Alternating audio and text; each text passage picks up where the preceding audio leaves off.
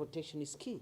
You're not remembered by how many roads you build, or how many buildings you build, or how many personal houses you build, or how many things you but you'll always be remembered by what you do that touches people's lives.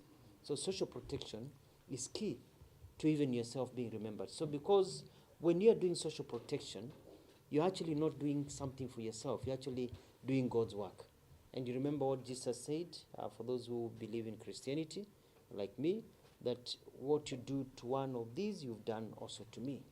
So, and that's social protection. It's taking care of the other. Jesus Christ also said, let the children come to me. And because you need to protect and have a house for those children. As a ministry, in addition to the points that have been made, there are several things that now with this new State Department we're going to push.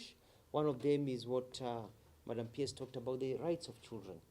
Speedy trial, protection of our children, the aspect of rescuing our children, ensuring that our children grow up in a safe environment, and being able to do the right things the right way.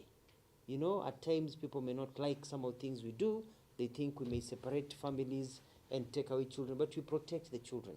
And children's rights are key and need to be protected.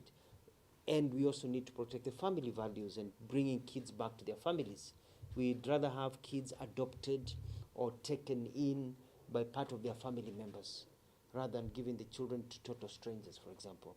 So if we have a family that has broken, or there has been death in the family and a child is orphaned, we push for that child to be adopted by a member of the family, and that makes it even easier because you're sharing the same blood group, or you're sharing the same DNA, the same farms, and you understand, same grandmother, so that helps. The other thing is about the protection of the innocence of children, and this is key. Children need to be protected, and the innocence of children needs to be protected. The identity of children needs to be protected. We shouldn't have pictures of children in the media, young babies. We shouldn't have children. We shouldn't have an expose of children. The innocence of children needs to be protected. And the children have to be protected also from vices in society. We need to protect our children from violence. We need to protect our children from pornography and sexual acts that are for adults, not for children. We need to protect our children from gambling and some of these other issues that are affecting our children.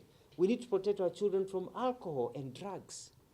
We don't want our children to be in an environment whereby they get hooked to drugs and alcohol because they are close to a bar or they're seeing bars. So, and even what they see on television, on media, on social media, the innocence of the child needs to be protected. And let the child mature, then they can do the adult things. But as long as the child is young, we need to protect the innocence of the child. The third aspect is on child